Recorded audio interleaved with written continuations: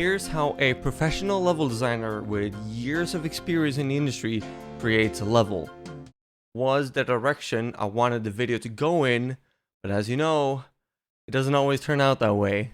This will instead be a realistic and emotional journey, maybe, of how I created a linear level. I ran into issues that I thought wouldn't look that good on my end, but it's real.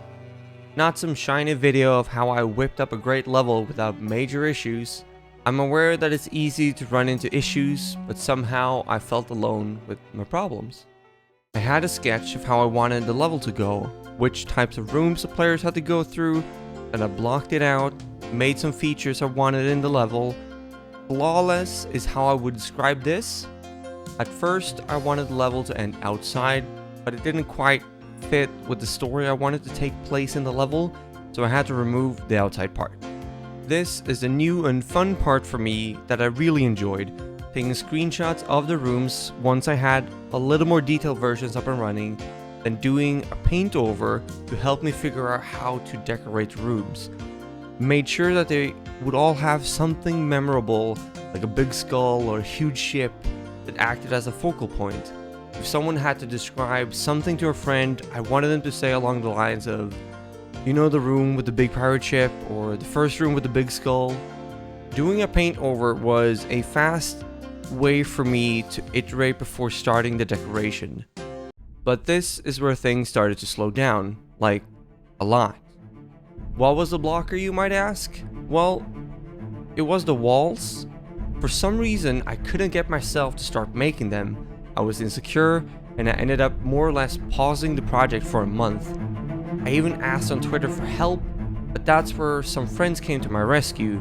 My friend Tom and I talked, and he said that I was making a mistake by trying to do realistic walls, that I should let my imagination run wild. That thing clicked with me. I started looking at the different rooms with their sizes and how the walls would look, or rather how the lack of walls would look. It was a cave, so you could have distance, so some walls wouldn't be necessary.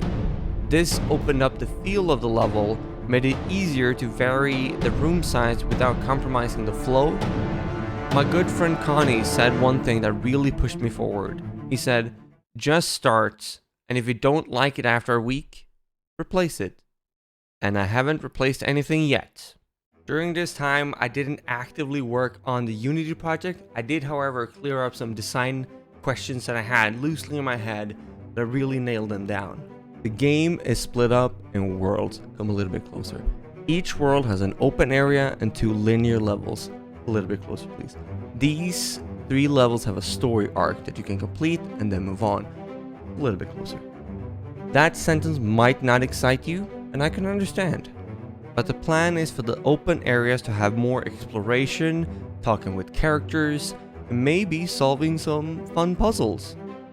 While the linear levels can have a focus on telling a specific story, which could be environmental or one that's literally being told by the characters, explore a fun mechanic that gradually becomes more difficult, or just have a bunch of platforming that's hopefully fun.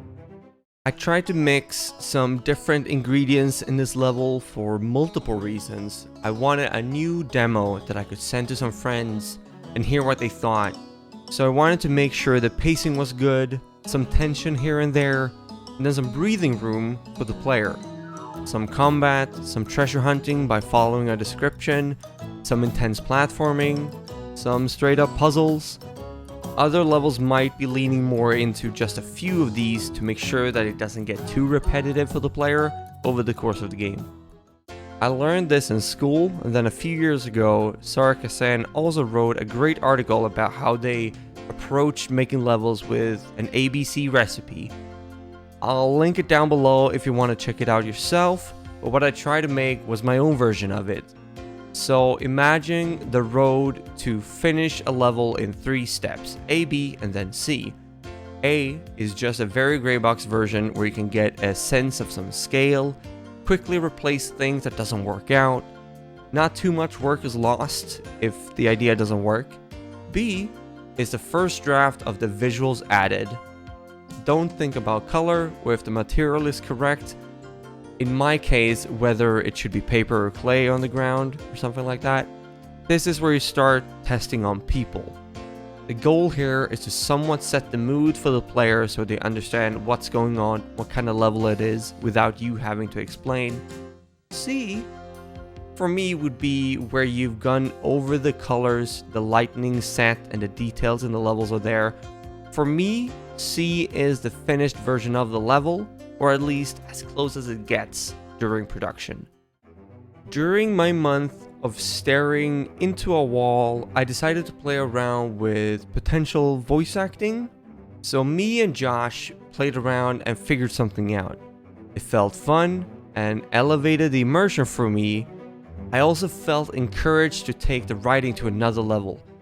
Whoa, look at that ship! It's huge! I wonder how I could get up there. Sure, I've still got some ways to go, but the ambition is there, trust me.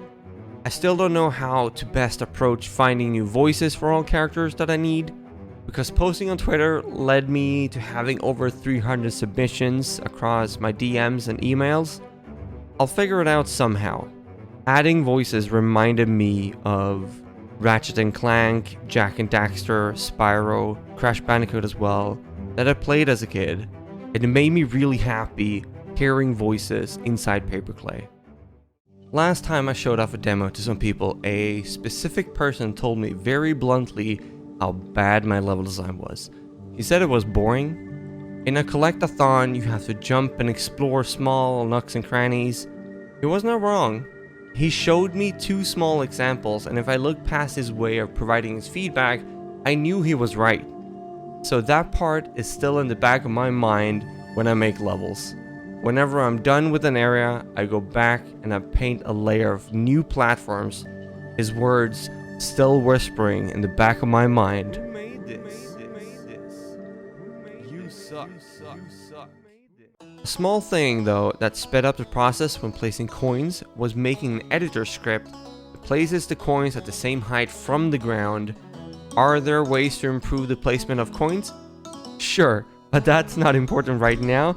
This is more than enough for me right now. Obviously, the level isn't fully finished, but from a production perspective where I am in the development cycle, I don't think it's a good idea to 100% finish the level as I originally thought this video would be about. What's left is some of the decorations to break off the empty spaces on the ground and possibly walls, the readability for the player, where you look, how busy it is and everything. Go over the colors and some materials of objects, then I think it'd be very close to the finished version of the level. This was a hard level to make.